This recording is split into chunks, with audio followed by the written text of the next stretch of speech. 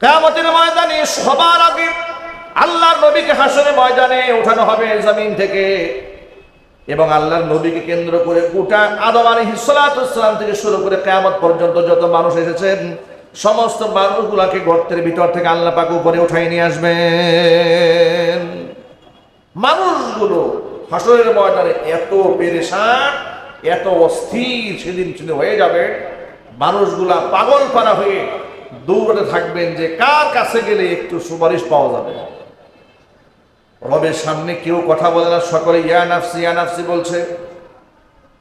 মানুষগুলা দৌড়িয়ে হযরত আদম আলাইহিস সালাতু ওয়াস সালামের কাছে চলে যাবে।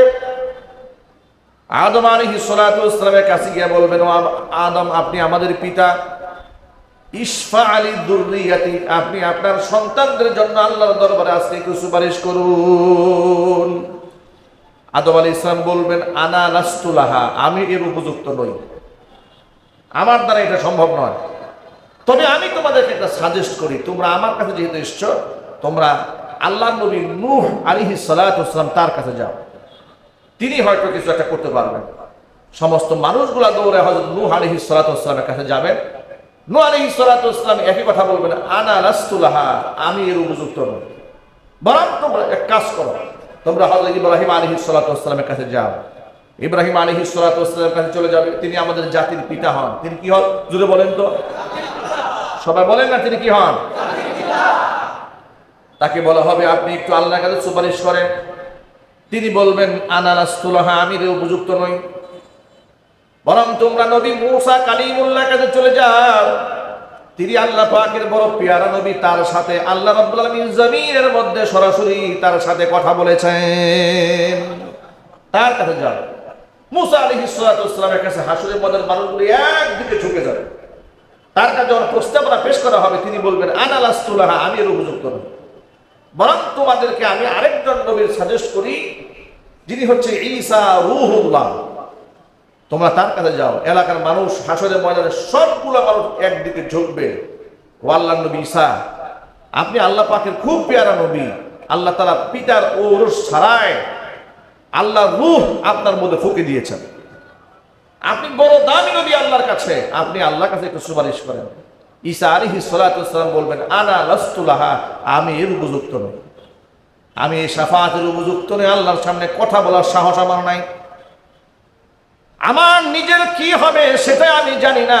খ্রিস্টান সম্প্রদায়ের লোকেরা আমাকে, আমার মাকে রব বানায় বসেছিল, আজকে আল্লাহর সাথে আমার কি মুআমালা হয় এটা নিয়ে আমি বড় পেরেশানে আছি, বরং তোমাদেরকে আমি এমন একজন ব্যক্তির সন্ধান দেই, তিনি এর একমাত্র উপযুক্ত,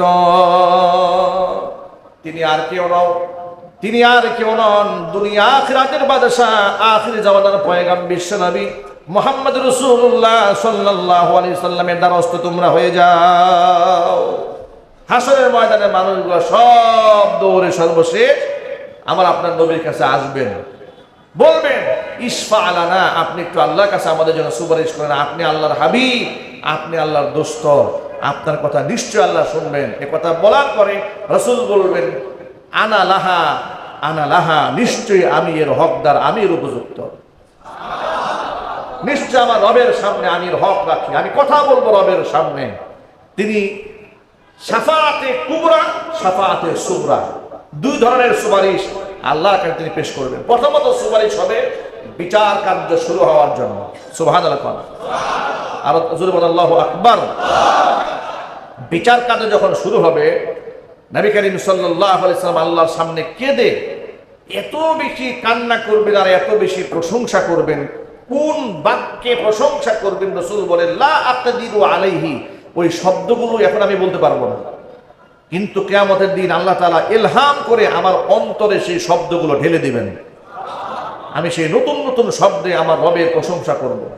একটা পর্যায়ে আল্লাহ তাআলা আমাকে সুযোগ দেবেন, আমাকে বলবেন, ইরফা ইয়া মুহাম্মদ ইরফা রাসাক, মাথা উঠান, আপনি মাথা উঁচা করুন, ওয়াকুল ইউসমা, আপনি আজকে বলবেন, আপনার কথা আজকে শোনা হবে, ওয়াসাল তুতা, আজকে আপনি চাবেন, আপনাকে দেওয়া হবে, ওয়াসফা তুসাফা, আপনি সুপারিশ করুন, আপনার সুপারিশ মঞ্জুর করা হবে। চিল্লায় বলেন আল্লাহু আকবার। আল্লাহর নবীকে আল্লাহ পাক চারটা অপশন কথা বলবেন, মাথা উঠান, আপনি বলুন, শোনা হবে। আপনি আজকে কথা বলেন, শোনা হবে। আপনি আজকে চান, আপনাকে প্রদান করা হবে। আপনি আজকে যা চান দেওয়া হবে। আপনি সুপারিশ করুন, আপনার সুপারিশ মঞ্জুর করা হবে। প্রথম সুপারিশ হবে শাফাআতে কুবরা, বিচার কার্য শুরু হওয়ার জন্য। বিচার কার্য যখন শুরু হয়ে যায়, মানুষের চিন্তা পেরেশানির কোনো শেষ থাকবে না।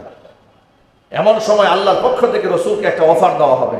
সেই অফারটা হচ্ছে, মুহাম্মদ আদখিল মিন উম্মাতিকা মান লা হিসাবা আলাইহিম মিনাল বাবিল আইমান। জান্নাতের আইমান নামক দরজা দিয়ে, জান্নাতের ডান পাশ থেকে একটা দরজা আছে, এই দরজা দিয়ে আপনি আপনার উম্মতের ওই সমস্ত ব্যক্তিদেরকে বাছাই করে জান্নাতে প্রবেশ করান যাদের আমলের কোনো হিসাব হবে না। জোরে বলেন সুবহানাল্লাহ। আচ্ছা, ওই সৌভাগ্যবান ব্যক্তিদের কাতারে আমাদের থাকার দরকার আছে না নাই? আচ্ছা, ধরেন যদি হিসাব শুরু হয়, বাঁচার কোনো উপায় আছে? শুধু কি আপনাদের উপায় আছে? উপায় নাই। খতিব সাহেবের কোনো উপায় নিশ্চয় আছে নাকি? পৃথিবীর কারো কোনো উপায় নেই। জোরে বলেন ঠিক কিনা বলেন? দুনিয়ার সামান্য বিচার শুরু হলে যদি সঠিক বিচার হয়, মানুষ ধরা খেয়ে যায়, ঠিক না ভাই? আর আল্লাহর বিচার, যিনি আলিমুম বিযাতিস সুদূর, যিনি ভিতরেও খবর রাখেন। মানুষ তো বিচার করে শুধু বাহ্যিক দৃশ্য দেখে, ঠিক না ভাই? আর এখানে আল্লাহ ভিতরের খবর রাখেন, বাহিরের খবর রাখেন। তিনি যদি আমার হিসাব শুরু করেন, আমার কি মুক্তির কোনো পথ থাকবে? থাকবে না। এই জন্য আল্লাহ পাক যেন সেদিন বিনা হিসেবে জান্নাতের ফয়সালা আমাদের জন্য করে দেন। জোরে কোন আমিন। নবী করিম সাল্লাল্লাহু আলাইহি সাল্লাম উম্মতের বিরাট একটা অংশের মানুষদেরকে বিনা হিসেবে নিজ হাতে জান্নাতের মধ্যে ঢুকাবেন।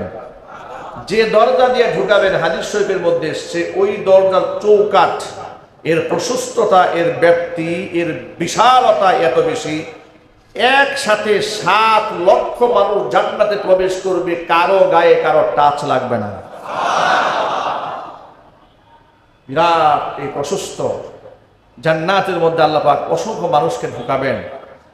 কিন্তু এত মানুষকে জান্নাতে ঢুকাবার পরে নবী সিজদায় পড়ে কান্না করতেছে। এত মানুষকে জান্নাতে ঢুকায় দেওয়ার পরে নবী সিজদায় পড়ে কান্না করছেন আর প্রশংসা করছেন আল্লাহ পাকের। আল্লাহ পাক বলবেন, হাবিব কেন কান্না করেন? ইয়া মুহাম্মদ ইরফা রাসাক, মাথা উঠান। ওয়াকুল ইউসমা, আপনি বলুন আজকে কি বলেন, আপনার তো আজকে বলবেন, আপনার কথা শোনা হবে। ওয়াসাল, তো আপনি চান আপনাকে প্রদান করা হবে। ওয়াসফা তুশাফা, আপনি সুপারিশ করুন, মঞ্জুর করা হবে। এতক্ষণ পর্যন্ত যে আলোচনাগুলো করেছি, শুনেছি, সবার আগে আল্লাহ তাআলা আমাকে, এরপর আমার ভাইদেরকে, এরপর আমার মা বোনদেরকে আমল করার তৌফিক দান করেন, আমিন। ওয়া আখিরু দাওয়ানা আনিল হামদুলিল্লাহি রাব্বিল আলামিন। ক্বাবলা আল জুমআ 4 রাকাত সুন্নাত নামাজ যারা আদায়